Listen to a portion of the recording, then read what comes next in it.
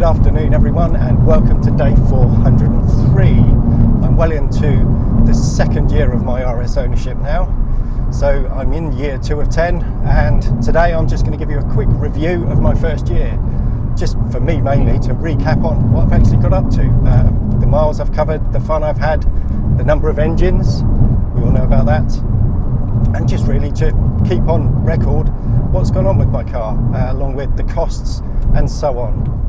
So what's happened then? Well, to recap, my car landed at the dealership and the dealer was very accommodating to my needs. I was quite demanding. He gave me a call as soon as it rolled off the transporter, and I managed to go over and spend a bit of time with it, see it in all of its transit packaging.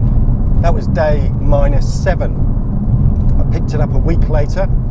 I booked a couple of days off work. I got it on the Thursday with the mission to have it run in by Sunday. Cleared my diary out for the 4 days and managed to cover the full 1,000 miles of run-in on B roads like this. So it wasn't sat on a motorway. It was all working through the gears, working the engine through the rev range and being very sympathetic to it. So I had a thorough run-in. All turned out to be a bit academic, of course, because I ended up needing a new engine, but more on that in a bit. But I got it running in 4 days and then kind of celebrated that with a couple of launches. Driver assist, launch control.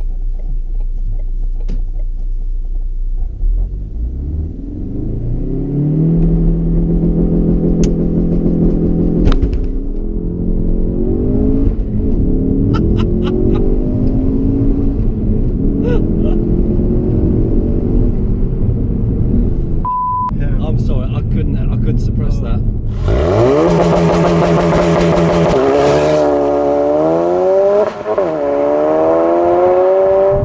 Then through the Focus RS OC forum that I'm a member on, I managed to get myself an invite to the Ford Dunton, which I think is their technical centre in the UK, the Ford Dunton 50th anniversary.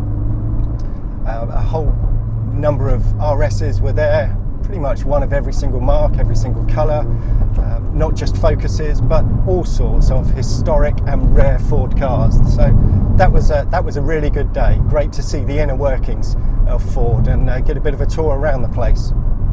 Ended with a track parade, which was nice, and then we all got to park up and everyone came out to look at the cars. That was good. That was really good.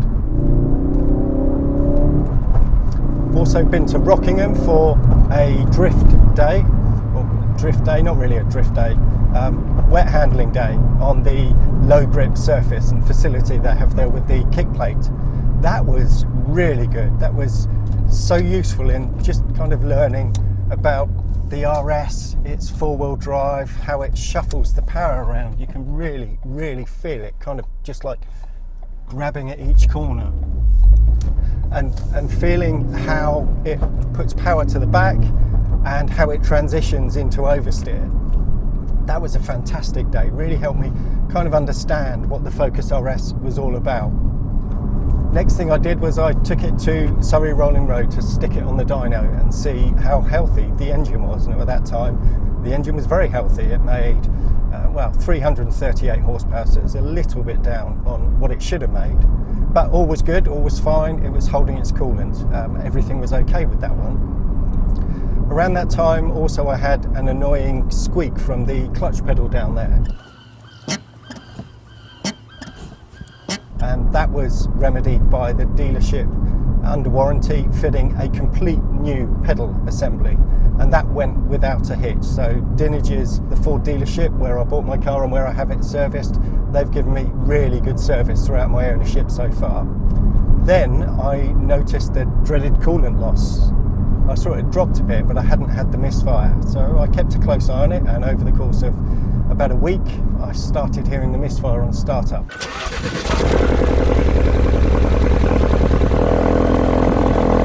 Didn't have the big clouds of white smoke that I'd seen many other people put videos up of, but I was getting the misfire definitely. So I booked it into Dinnages for them to take a look at, and actually on the morning that I dropped it off, this was before the field service action was announced, so there was no kind of remedy as such at that time, but on the morning of me dropping it off, Ford authorised a complete replacement engine. Not just a long block, as people said, but everything. So it came with a new clutch, new throttle body, new injection system, apart from the intake, well, basically from the intake through to the exhaust, everything in between was replaced, absolutely brand new. That happened at 8,500 miles. And since then, I've just been driving this for the hell of it mostly. I've done, as I said, 15,000 miles now. My commute over the time that I've owned it would have been about 7,000 of those. So I've done about 8,000 miles driving just for fun. The way it does its thing with its four-wheel drive system, it really is like a mini GTR. It knows exactly what you're doing. It shuffles the power around, especially when you're in a corner.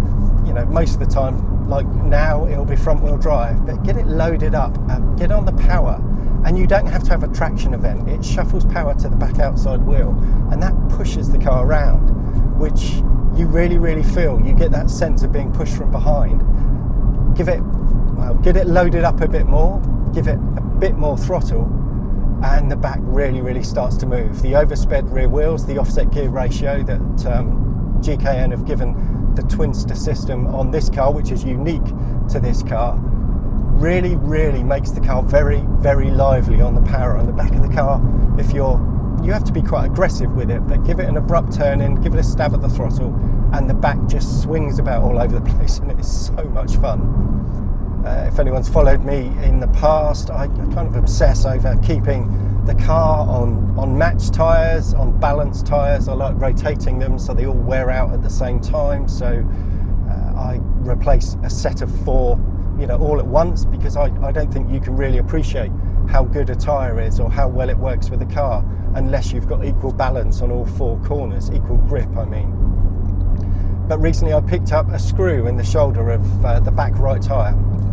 As a result of the puncture, I needed a tyre at very short notice, and I couldn't find anywhere that had a Michelin Pilot Supersport, so I had to put on the only tyre in the size that I could find locally, which was a Pirelli P0. That went on. I ran that for 2 days, just commuting to and from work, and then with 35 miles on that one, that got taken off and swapped for a Pilot Supersport. So I've now got a brand new Supersport on the back right, but the others, while it was in the tyre fitters, I had them also rotate the other 2 tyres as well. So what I have at the moment is the 2 tyres on the front have done basically 14,000 miles or just under on the rear of the car, so they haven't worn much.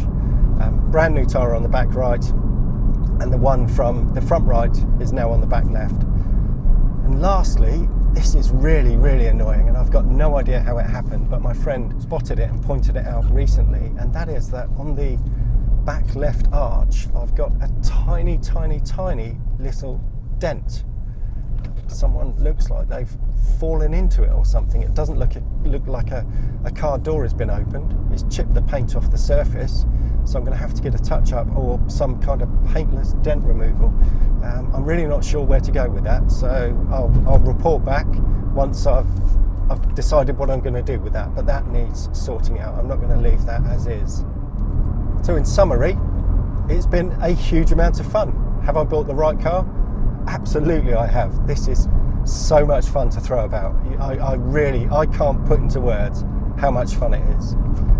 Just one other thing, I saw a video recently which was going on about how good these are. Not this one in particular, but manuals. And this is why the Focus RS beats the Audi RS3, beats the AMG, anything that comes with an auto-only box. It's robbing you of so much involvement and so much enjoyment. What's it all cost so far? Here's a few charts and tables of the costs of my car so far. There's some frightening numbers there. Am I going to meet my goal, which I thought I'd be able to achieve, but I'm not so sure now, and that was to run this car, and it cost me less over my ownership than my Fiesta did, which cost me, well, I lost 10,000 in depreciation on that over the 4 years and 60,000 miles I did.